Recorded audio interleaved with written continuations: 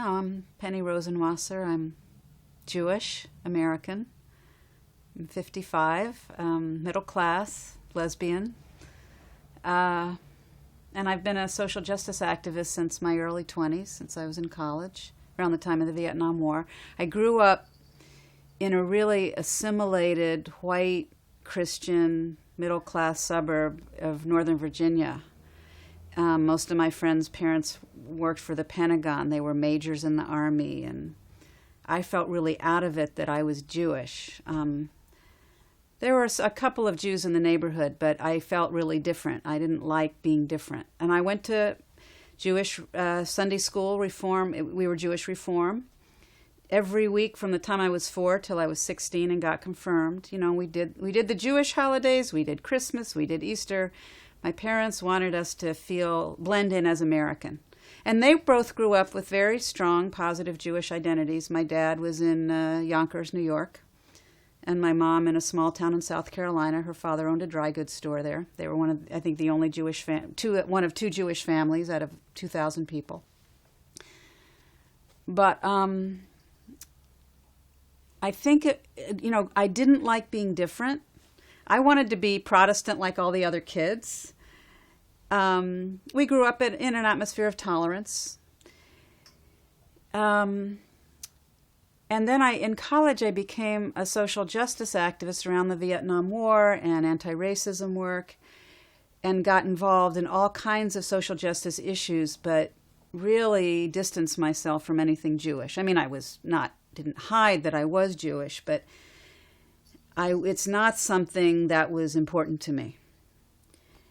And then in 1982, I think it was that, I read this book called Nice Jewish Girls, a lesbian anthology, and it was stories of Jewish women who all identified as lesbian, but other than that were completely different. Younger, older, different class backgrounds, most of them Ashkenazi, some of them Mizrahi or Sephardic.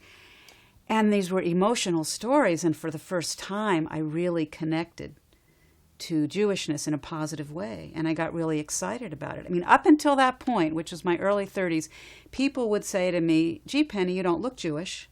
And I would say, "Thank you." I thought that's what I was supposed to say. I mean, when I think back now, it's like, oh my God. And it was, so I started getting positively identified with the Jewish stuff, and that was really wonderful. And they were having Jewish feminist conferences. It's about the time I moved to the West Coast. Now, the other part of that is that the women, the Jewish lesbians who really taught me a lot of positive things about Jewishness, happened to be very Zionist. And I don't use that word a lot because I think it can be confusing, but they were very much not supportive of the Palestinian people's cause for liberation. And so when I'd say, but, why are Palestinian children being killed? And they said, well, they're throwing Molotov cocktails at the Israelis. And I went, okay. Now here I am. I've been a social justice activist at this point for 10 or 12 years. I just didn't want to deal with anything and having to let in anything negative about Jews at that point, because it was so new to me to feel good about it. Well, at one point, a friend of mine, my lover, was managing a theater company called the Dance Brigade. And they were doing, and it was at this point I was doing a lot of women's culture. I was producing concerts and festivals and about women's liberation and lesbian liberation. And this group, we heard, was dedicating their shows to the PLO.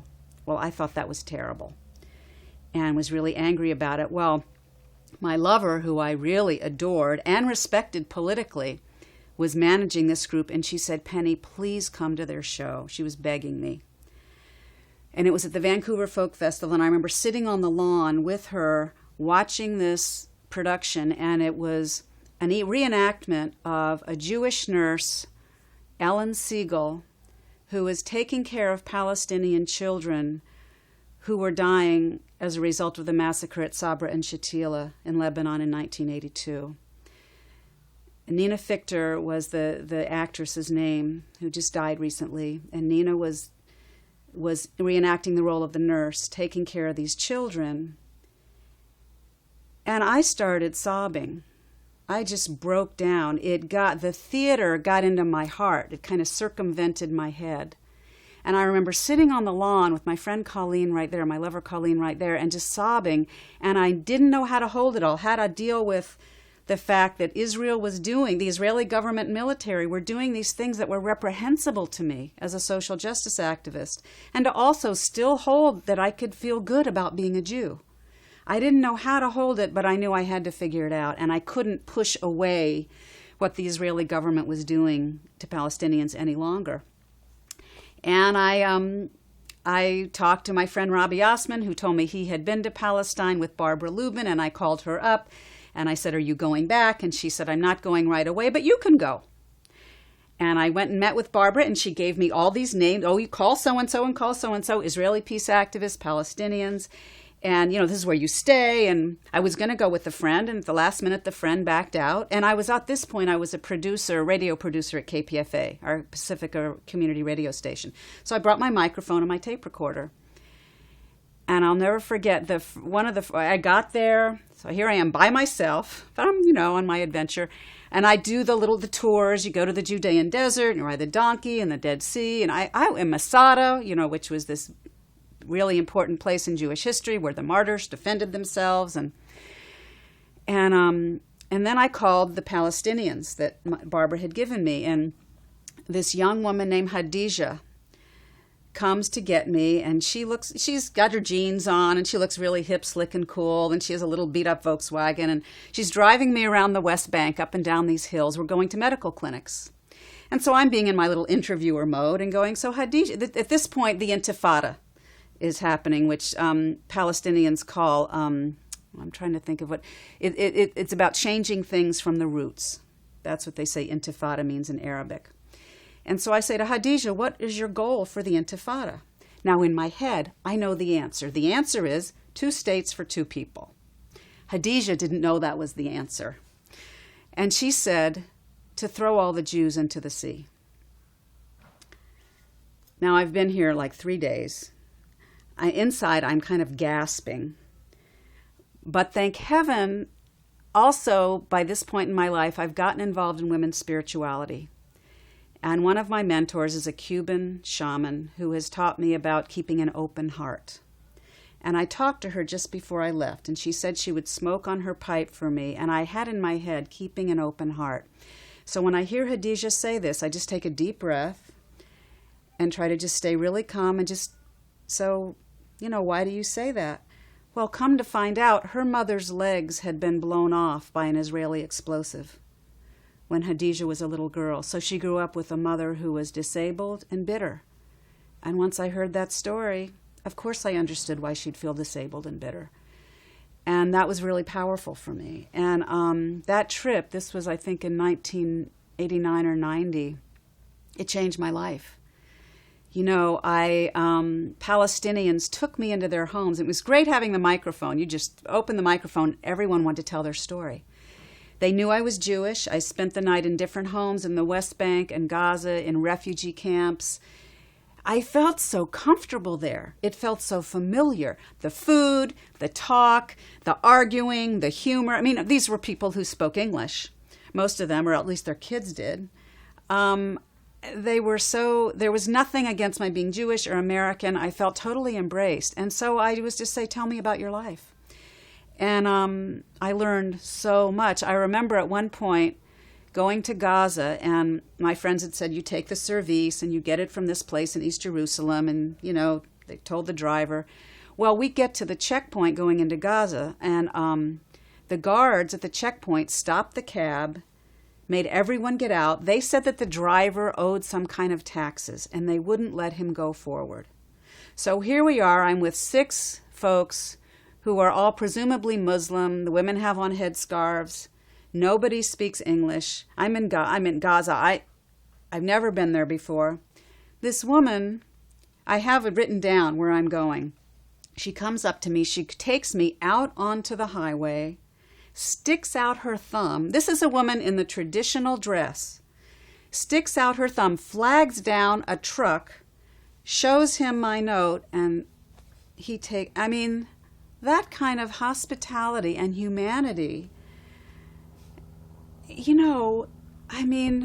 it was such a contradiction to what I had heard in the American media about Arab people and terrorism, and it was clearly so not true. And I mean, I had this experience over and over and over again.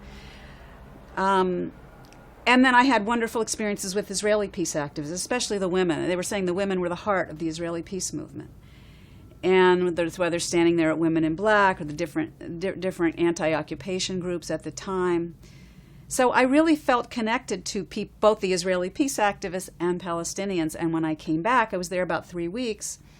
I just felt this drive to show people in my community the humanity of the people I'd met, the Palestinians and the Israeli peace activists. So I had a full-time job at a consulting firm at the time, but I spent every night and every weekend at the radio station. Then you had the editing process, I think, was a lot longer and more labor-intensive than it is now, just cutting tape.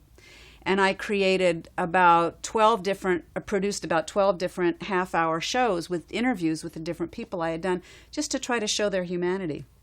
And got those on the air, and then the Gulf War broke out, and I was asked to host a show called War Watch, and would call people in the West Bank and Gaza and interview them on the air. And I'd asked the Middle East Children's Alliance to help me distribute the tapes, and then they came to me and said, "Would you work with us?"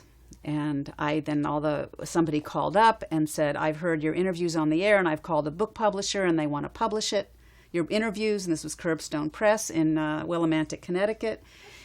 And then I went on a book tour, booked myself all across the country.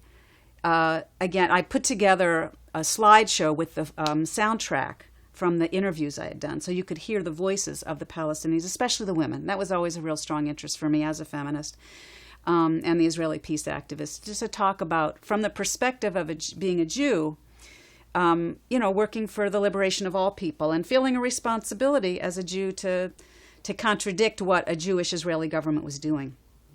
What was the name of that book? It's called Voices from a Promised Land. You see right over there, the book cover. I can get it for you if you want. You can take it right off the wall. Oh, okay. I was wondering, because I just recently bought one that sounded very similar to that title. I'd be glad to give you a copy. There's one at Mecca. And on the cover is Suha Hindia, who's the woman who was the director of the Palestinian Women's Counseling Center in East Jerusalem, and my friend Chaya Shalom, who's a Jewish Israeli Sephardic lesbian peace activist.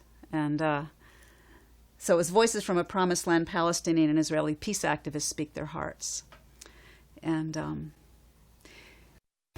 well was that?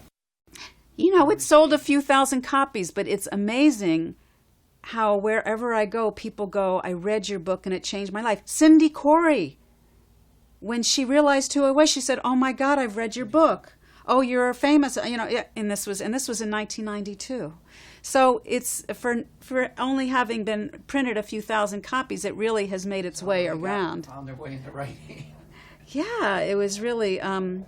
Then I went, at age 45, I went back. So I was working for the Middle East Children's Alliance. I went back to graduate school in a program called Transformational Learning and Change. I wanted to go deeper in my social activism work. And I'd been doing a lot of diversity work at the time around unlearning racism and leading workshops on that. So I was out there as a Jewish activist, but it wasn't that still. I felt more positive about it, but it wasn't a big priority for me. Well, in our doctoral cohort, we did a lot of work between what I'll call the white team and the black team, African-American students and the white students, and the Jewish students were part of the white group.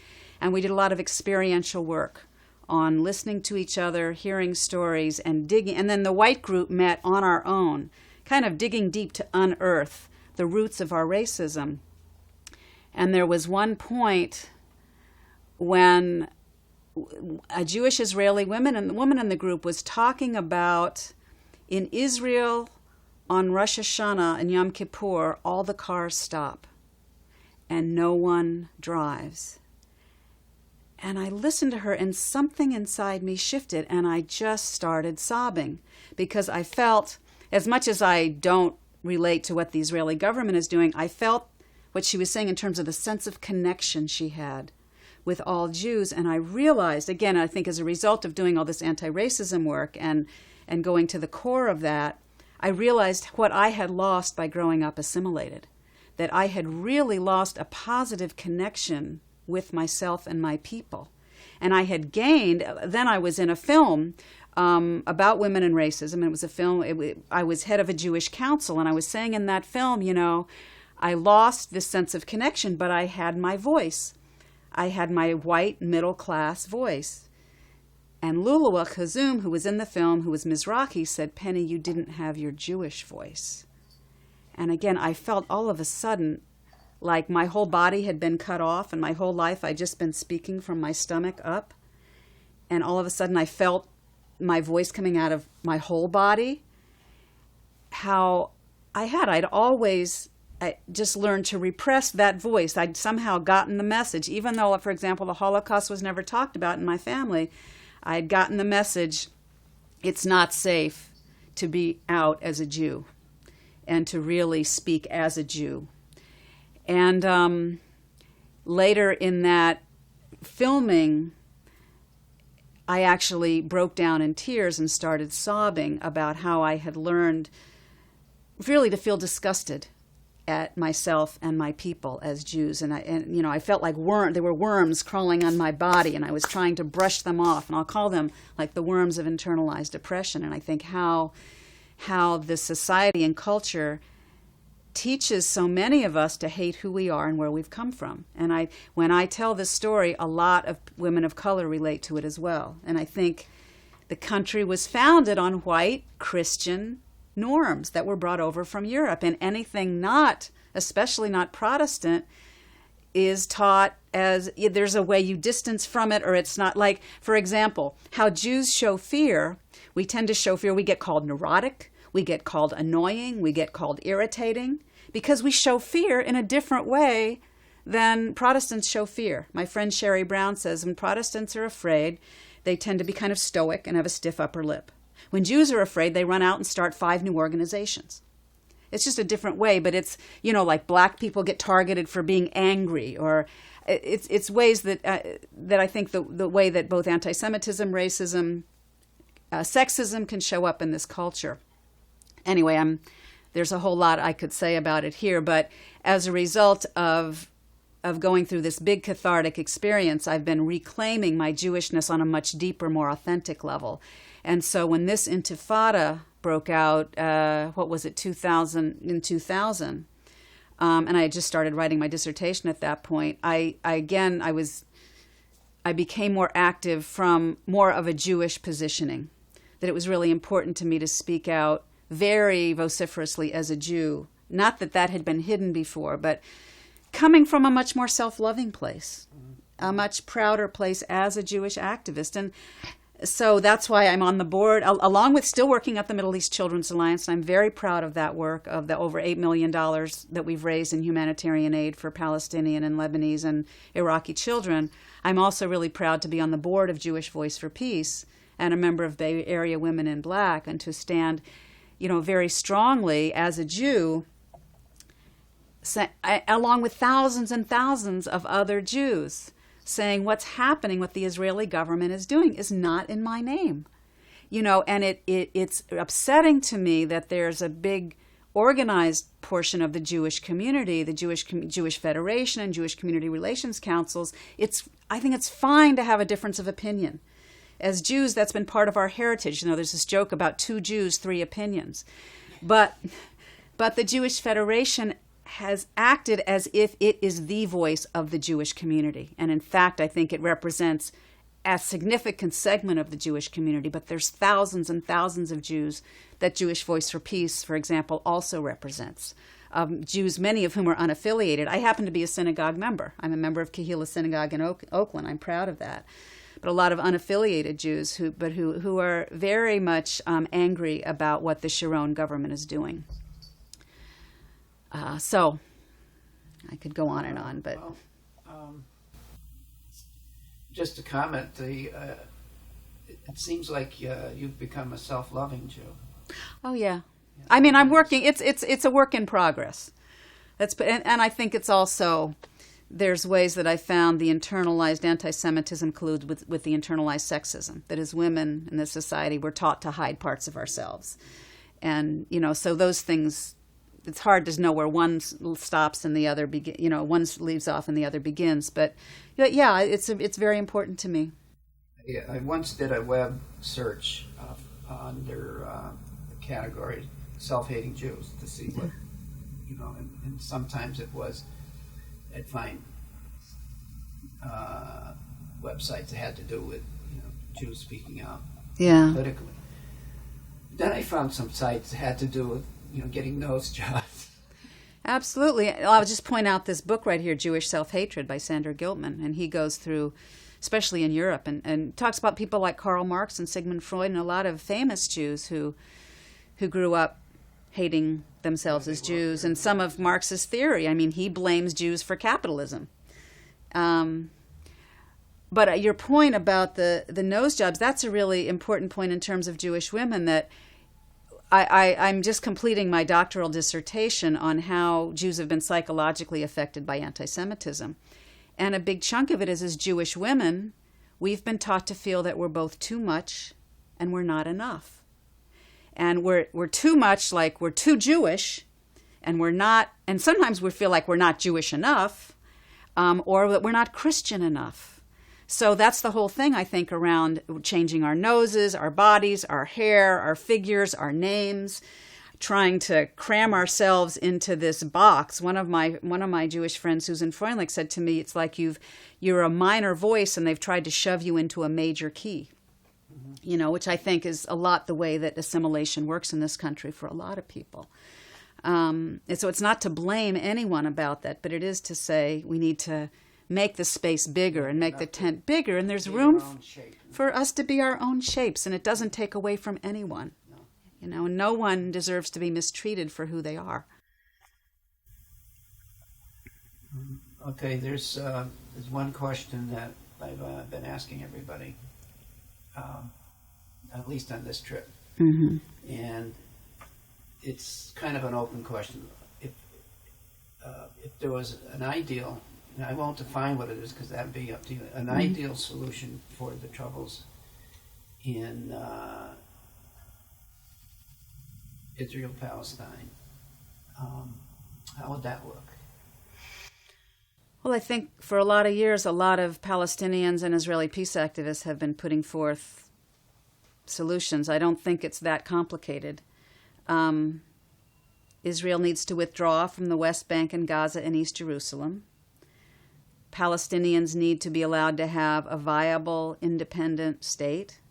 And I need to say here now, I'm speaking completely as an individual, not affiliated with either Jewish Voice for Peace or Middle East Children's Alliance. I think that's the interim, is for Palestinians to be able to have a state, to have an economy. All the settlements have to be dismantled. Well, actually, not dismantled. They need to leave the settlements, and then Palestinians can live in them. So Israel can then take the money that's going into the occupation and put it back into its economy, which is now is a real mess, 10% unemployment. And I think that's an interim stage. And then ultimately, I think to have one state, these people's lives and economies and pasts and futures are completely interconnected. And I think have lived together well for a long time. I mean, the struggle has been much more, in the last 100 years. And I think there's a lot of good thinking. I mean, they can figure it out. I think the U.S. needs to get out of there and get the money out of there, and and let the folks there, give them support so that they can build up their economy and have control of their own resources, so that both peoples have land and resources and dignity and security. It's not that complicated, but I think because of colonialism and imperialism, complicated by hatreds, complicated by both peoples have histories of oppression, and I think internalized oppression makes us turn on ourselves and our people. And then some of what I'm writing about in my dissertation is what I call internalized victimization, which I am much more knowledgeable about the history of Jewish oppression for thousands of years, being persecuted horribly. The pogroms, the Crusades, most recently the Holocaust. It's not the only Holocaust that's happened, but it's certainly one of the worst things that's happened in the world. 6 million people being persecuted just for being Jews. Not persecuted, killed, murdered, gassed. That leaves, that's been this trauma that's been internalized and passed through generations. So there's this internalized fear and terror. And I think what's happened is that's been manipulated by Jewish, Israeli, and U.S. Jewish leaders for Israeli people, Jews, to turn that fear onto Palestinians. Palestinians are not the people, by and large, that have oppressed Jewish people for centuries. It's been the Nazis or the Cossacks or the Crusaders, or, but that fear's been manipulated. One of my teachers, Yeshi Sherover Newman, was saying we need to learn how to acknowledge our fears and have the courage not to act on them. We have to examine them. We have to heal them. It's healable. We weren't, I believe any of those kind of wounds can be healed. But it's that kind of terror that's getting projected onto Palestinians. And it breaks my heart. And it breaks my heart and it enrages me. And there's a lot of ways I feel like I'm fighting now for the Jewish soul. And it's not, again, I want to really be clear, Israel is not the only country committing human rights abuses. Let's look at home. Let's look what the U.S. is doing in Iraq and Afghanistan and around the world. Many other countries, in countries in Africa, Burma, Indonesia, Colombia. And it's important to point out that there are these abuses happening in many places, and I think we need to speak out against them wherever they're happening. But as a Jew, because it's a Jewish Israeli government, that's a special meaning. Yeah, I feel a level of responsibility, just as an American. I feel a level of responsibility. I wish, like anything, I could have been at that Republican National Convention, that 500,000 people that were protesting. I'm so proud of them. Somebody was telling me recently that they were speaking to an American Jew about, what if there was some kind of a peace settlement there, and we have a Palestinian state is created, and so forth. And this person was so terrified of that idea. She says, it'd be straight to the gas chambers for us. Mm-hmm. That's the internalized fear. And we have to be compassionate around that. I'm wanting to say this in as non-blaming a way as I can, because it's no one's fault that terror has been passed through our families for generations. But we have a responsibility to heal it. My friend Irina Klepvich is a Holocaust survivor. Her father helped lead the Warsaw Ghetto uprising. He died in that. She was 4 years old. She survived. She's been working for peace and justice in Israel and Palestine many, many years. And she says, our fears are real and they're rooted in history, but we can't let those fears keep us from making just choices in the present. So I'm not trying to oversimplify it or make it sound easy, but we've got to take it on, and we've got to have help. And I think, one of the things, the term restorative justice comes to mind, which I know about some from, South Africa and the anti-apartheid movement, and Bishop Desmond Tutu. I actually saw Bishop Desmond Tutu give a Christmas Eve Mass in Beit Zahor in Palestine years ago. I think Israel has to make amends for essentially dispossessing 800,000 Palestinians in 1948. I think the metaphor is really good about people were jumping from a burning building and they happened to jump on the backs of another people. I understand, no other countries would take most of the Holocaust survivors in and refugees from Nazi Europe. So I think it was wrong that Palestinian people were dispossessed. I understand how it happened. The point is that Palestinians need compensation, and the whole thing around right of return. I think Israel needs to acknowledge its responsibility in what happened. I think to say, we are really sorry. We made a big mistake here. Figure out, there's a lot of good minds working in terms of figuring out some kinds of solutions around that, definitely around financial compensation. And then I think people having the right to return. And I think the reality is a lot of Palestinians wouldn't return. They're in other places and settled where they are. But I think of this, what I heard happened in Australia a few years ago when the left had a huge rally in support of the liberation of the indigenous people of Australia. And one of the things I heard that happened was some folks rented a plane and flew up above the crowd, and the plane spelled out, "I'm sorry."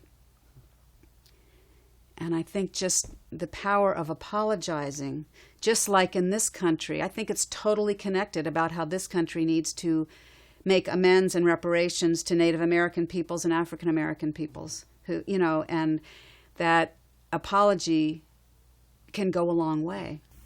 I guess we've never come out and said we're sorry about slavery. No.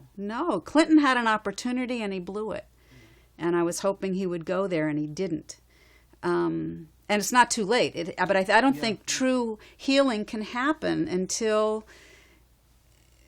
apologies made. At the country level, it doesn't happen much, but it's not impossible, though. I mean, the whole thing around the Peace and Truth and Reconciliation Commission in South Africa, I think, is the closest anyone's come. And I know that hasn't been perfect. There's still a lot of problems there, but it's been a beginning that's been better than I think anything else we've seen. I told Libby and Len about what we know of what's being taught about World War II in Germany. Yeah. And we know pretty much how that's being taught because we had a German high school student stay with us for a school year. Oh, wow. And she told us about how you're learning about the Holocaust practically every year. Oh, yeah? It's definitely not being hidden. No, that's good. It's being, told in a way that U.S. shame has never been told. Right. And it's told so much, she says, it gets boring. Oh, yeah. I mean, they may be even overdoing it, but they're truly repentant and ashamed of that era of the country. Yeah. And, the U.S. is, we're still, anyone that talks about atrocities in Vietnam is a traitor, like when Kerry talks about these documented atrocities, he's a bad guy, un-American. We need Howard Zinn's People's History of the United States to be the main textbook. And because I think people are, basically good and have good hearts, and when they hear the real truth, will be... On an individual basis, it seems to me that 90% of people are decent enough if they knew just the full story, the history from before 1948, and what's gone on, and have pictures and people. I can't believe very many clinging to their present viewpoint. Yeah. I really have to say that if Americans happen to somehow learn the truth, which I don't know if that's ever going to happen really, but if they knew the truth, I believe that the American spirit, would come through. Yeah, I think most folks who go to Israel and Palestine and actually have an opportunity to spend a little time in the occupied territories and talk to people and just see. I'm not talking about setting up where you have to talk to this or that person, just whoever's there. And talk to the Israeli settlers and talk to Israelis on the street. I mean, if you give yourself that opportunity, I'm not saying it's not complex, but I think the situation becomes much clearer than what you read about in the U.S. media. Definitely something you have to add into your mix of things you think you know. Yeah. If you haven't gotten that piece of information, then anything else you don't know. Yeah. Without that, it's like a recipe that leaves out 3 or 4 of the main ingredients. Yeah. There's what was I trying to think of? It came to me while you were talking.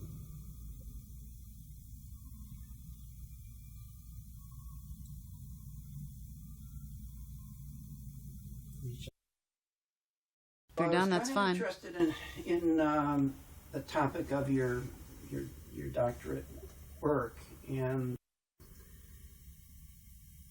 maybe it's it doesn't have to strictly be related to Israel-Palestine, but is your doctorate work more like a general nature of Jewish It's internal for Jewish attitudes, or is that kind of not specifically about the Israeli issue? Well, it's internalized Jewish oppression. So it's how some of what I've been talking about, how as Jews we have internalized the anti-Semitism in the society, and how that teaches us to hate ourselves and our people. And I think internalized oppression does that generally, whether it's internalized racism, sexism, homophobia, classism, ageism.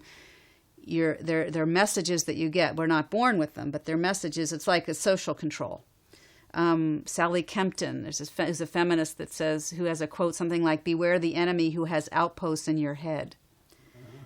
So it's, what are the messages that I've both internalized? Jews are loud and pushy and have too much power and control the media, and and also the behaviors I was talking about earlier that are passed down, behaviors that are responses to ancient, age-old persecution, usually responses of fear that get passed through our families. And I think that's internalized Jewish oppression as well.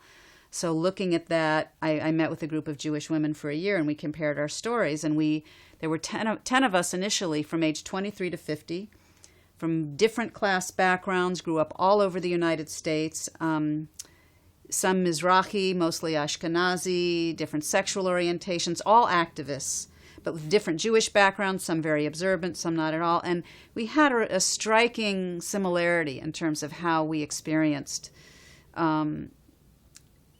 Jewish bigotry in our lives. And so it was both telling those stories and then developing healing strategies, because this is changeable. These are voices in our heads. We can change them.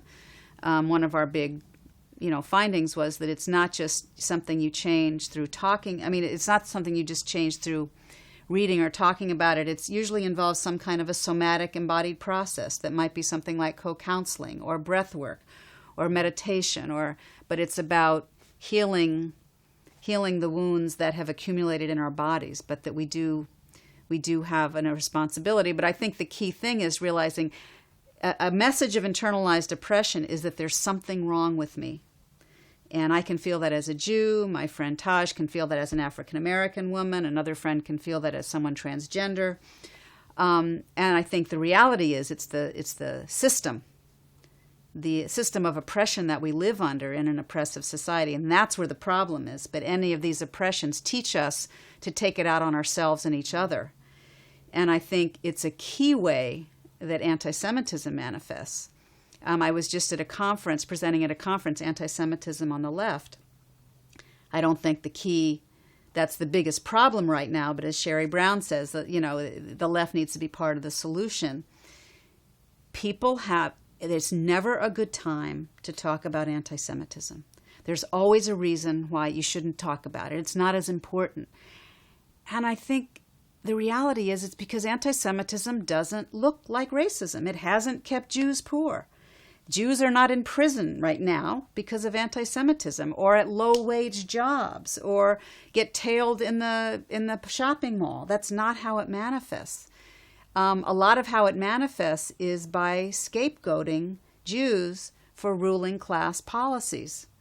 And so my friend Terry Fletcher, and it's in this Jewish Voice for Peace book called Reframing Anti-Semitism, she says the gauge of anti-Semitism in a society is not about how badly Jews are doing, it's about how confused people are about the real sources of power and decision-making in a society. And as a progressive movement, we need to have a very clear analysis of power and who holds the power. For example, right now, I think the way anti-Semitism manifests is thinking there's this Jewish cabal that is running U.S. foreign policy.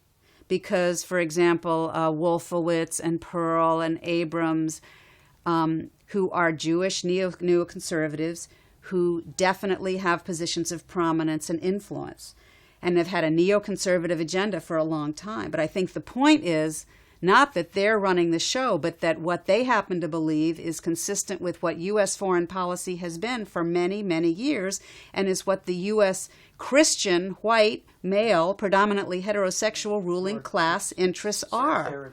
It serves their interests too.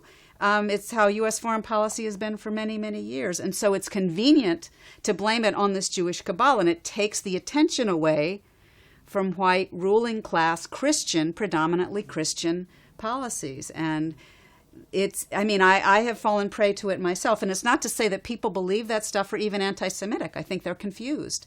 And it's our job as a leftist movement to say, wait, when we blame, whether it's African-American welfare mothers or Jewish neocons, I'm not absolving Jewish neocons, believe me, but I'm saying it's a political issue. It's not about Jews.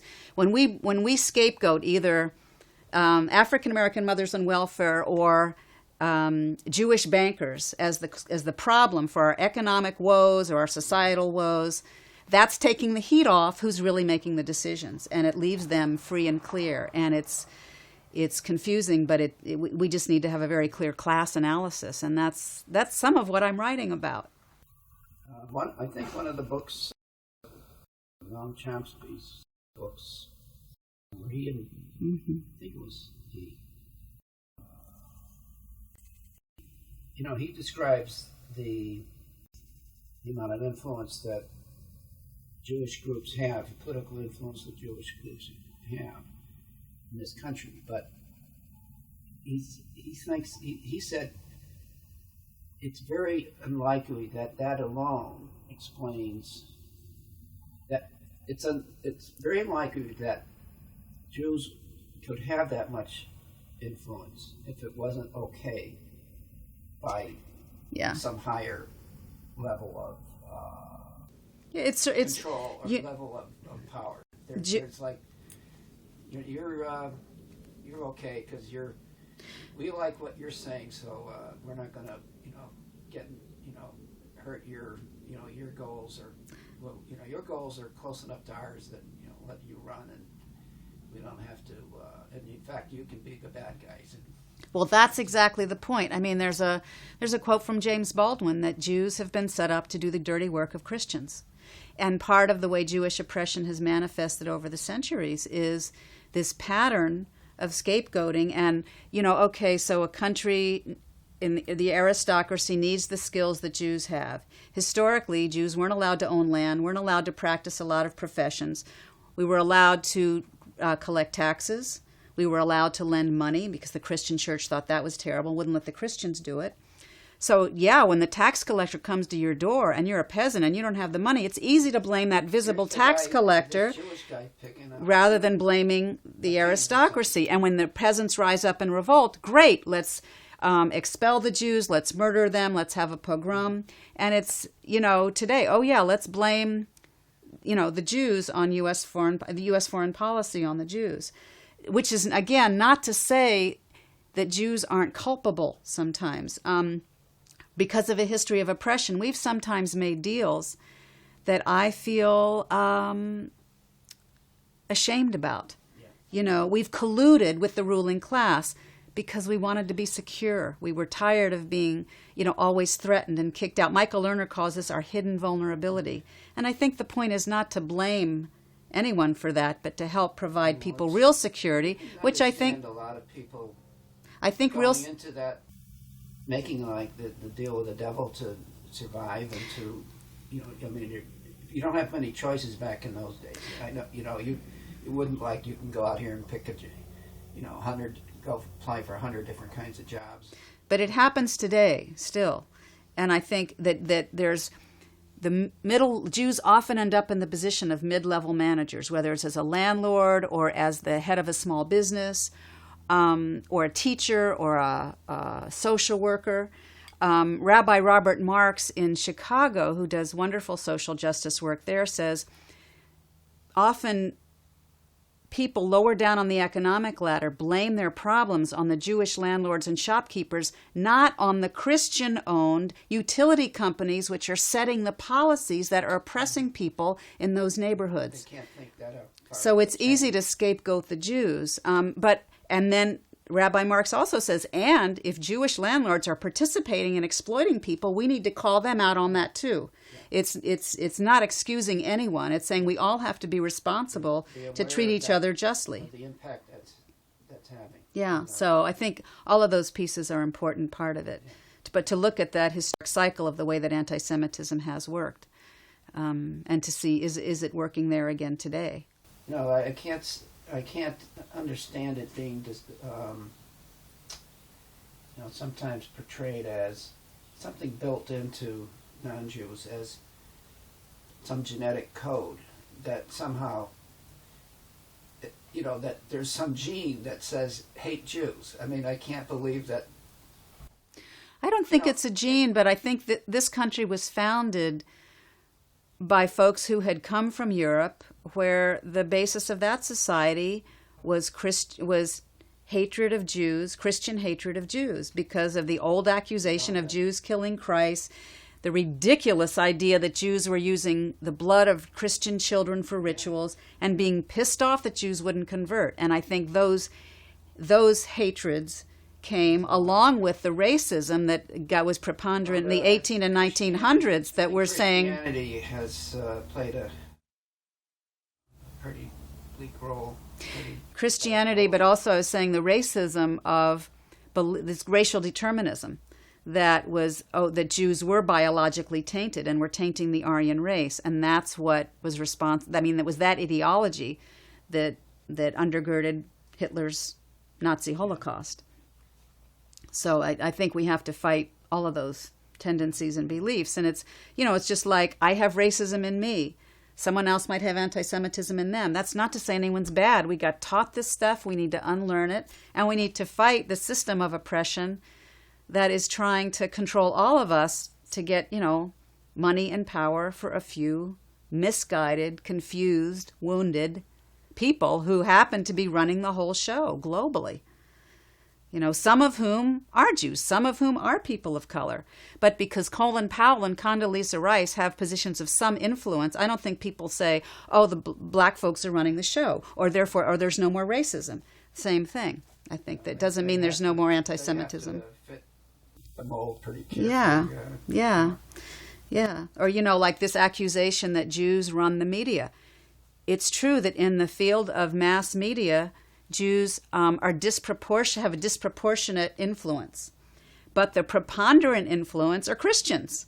But we're taught to look at... CEOs and... Yeah, we're taught to look at the Jews, the visible Jews, and think, they're running it, as opposed to look at that the majority are white Christians. So that's a lot the way anti-Semitism works, and I had fallen victim to it too. It's a manipulation, and if you're not taught to look at something differently, you don't know any better. And so our job, I think, as social justice activists is to peel back those layers and help people to look at how power really operates and who's really making the decisions. Paul Kivel has a great new book, I have it over there, called You Call This a Democracy? And he really unravels the class system in this country and in the world, and who is calling the shots, so we can better mount a better resistance.